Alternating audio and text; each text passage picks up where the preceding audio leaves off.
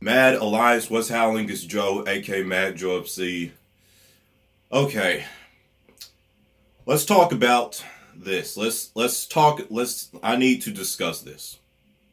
Let's talk about the now infamous Starlord scene from Avengers Infinity War. You guys all know the one that I'm talking about, the one that now makes everyone hate Starlord, just like Hulk had a scene, and now lots of people don't like the Hulk. I already did a video on that explaining why the Hulk was the way he was in that in the film. So watch that video if you haven't already. But now I want to discuss the Star-Lord scene because unlike most people, I actually don't blame Star-Lord. Okay? I don't. And here's why. The Star-Lord's actions was completely Star-Lord.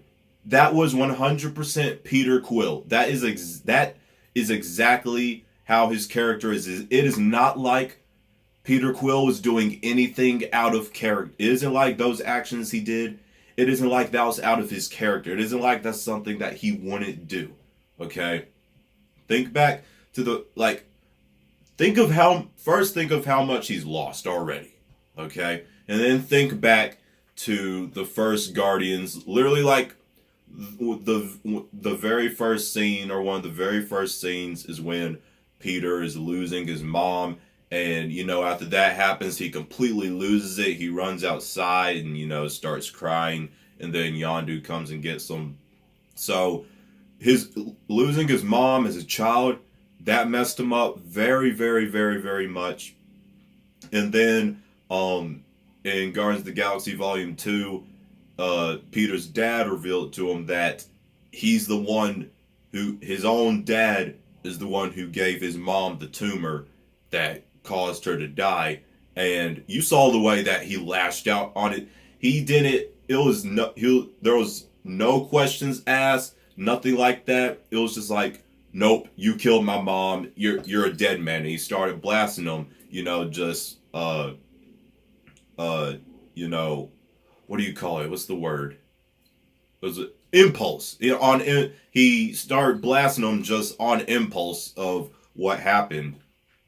So he did the same thing with his dad. That he did with Thanos. It was just a impulse, rage, impulse, emotion, rage type of thing. And then when he loses Gamora and realizes that Thanos is the one who killed her, I mean, he just lashes out, and he has complete reason to. It isn't like this is a thing where Peter and Gamora had no history or, no type of relationship at all. No, we had 2 full Guardians movies that, explored their relationship. And even though they were never a thing, as Gamora called it, I think she said something like, it's complicated or something. I can't remember what she called her and Peter's relationship, but we definitely know that, especially in the second Guardians, you could tell like they had feelings for each other. So throughout 2 movies, they've been with each other. They, and at the end of by the end of the second Guardians, they definitely have feelings for each other. And then in Infinity War is her and Peter's first time sharing a kiss.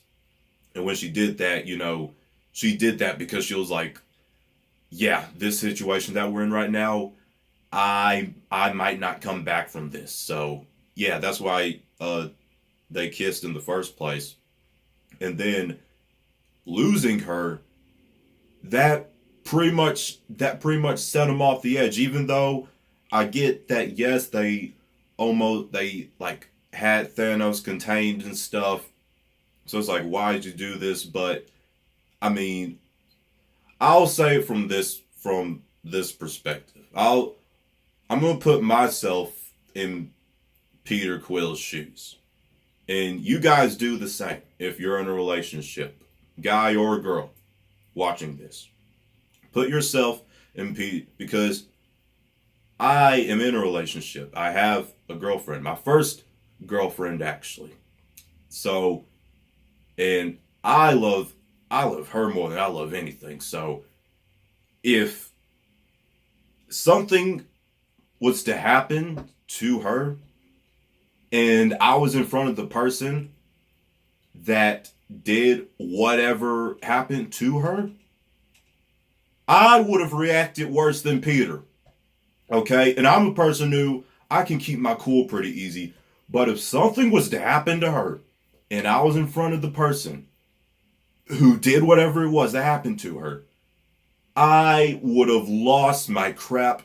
I would have went buck wild. I probably would have been able to have single-handedly take on Thanos myself. I would have done whatever to Thanos in that moment, especially since he was contained. You know, I mean, I get, yes, he was contained and stuff.